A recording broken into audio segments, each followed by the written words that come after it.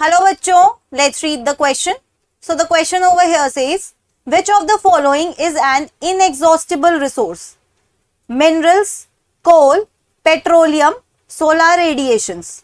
तो बच्चों क्वेश्चन में पूछ रहे हैं कि हमें यहाँ पर जो 4 रिसोर्सेज दे रखी है, नेचुरल रिसोर्सेज, इनमें से कौन सी रिसोर्स इनएग्जॉस्टिबल है.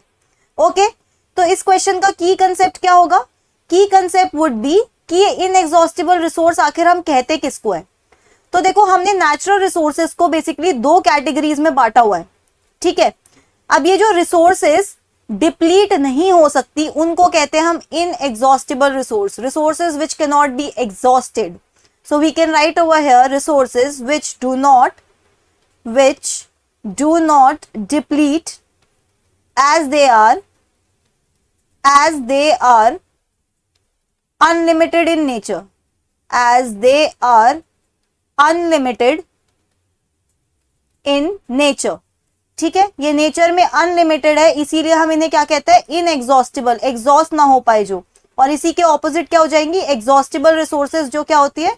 खत्म हो जाती है एक टाइम बाद, क्योंकि वो लिमिटेड अमाउंट में प्रेजेंट है. राइट, तो यहाँ पे हमने डिफाइन कर दिया इनएग्जॉस्टिबल रिसोर्सेज को. अब बच्चों यहाँ पर हम एक एक ऑप्शन को अगर चेक करें, दैट इज लाइक मिनरल्स. ठीक है, तो नेचर में जो मिनरल्स प्रेजेंट है वो लिमिटेड अमाउंट में प्रेजेंट है.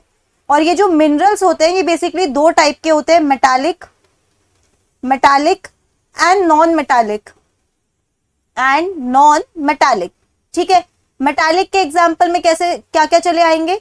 गोल्ड, जिंक, ठीक है, सिल्वर, ये सब कैसे है? Metallic minerals. मेटालिक मिनरल्स मतलब ऐसे मिनरल्स जो मेटल्स, आप कह सकते हो, जिनमें मेटल्स प्रेजेंट होते हैं.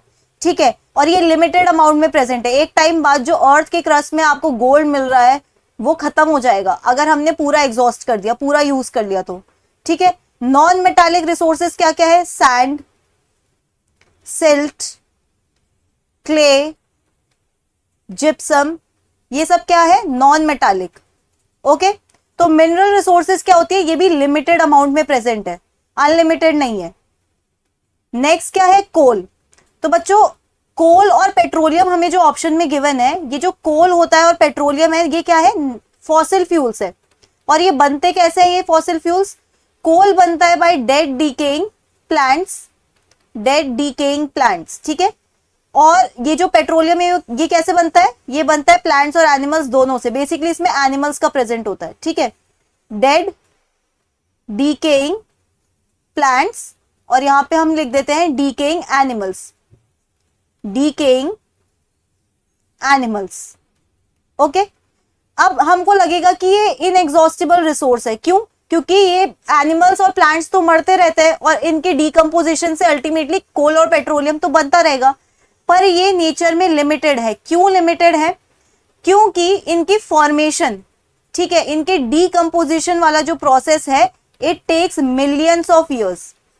ठीक है, इनका जो डीकंपोजिशन होता है it takes millions of years. और as compare to there you can say consumption rate, ये बहुत स्लो रेट है, मिलियंस ऑफ ईयर्स.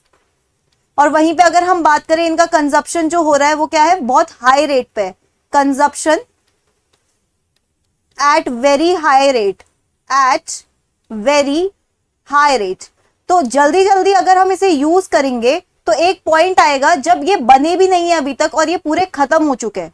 ठीक है, so consumption at very high rate, तो ये भी क्या हो जाएंगे? ये लिमिटेड हो जाएंगे. लिमिटेड मतलब एग्जॉस्टेबल, एक टाइम बाद खत्म हो जाएंगे. लेकिन ये जो सोलार रेडिएशंस होती हैं ये कभी खत्म नहीं होती. अगर आप सोलार रेडिएशंस को यूज करते हो, जैसे इलेक्ट्रिसिटी प्रोड्यूस करने के लिए थ्रू सोलार पैनल्स, फिर भी ये खत्म नहीं होंगे. ठीक है, तो हमारा फाइनल आंसर क्या होना चाहिए इस क्वेश्चन में? Final answer should be option D, that is solar radiations. Okay, so that's it for the question. I hope you understood it well. Best of luck.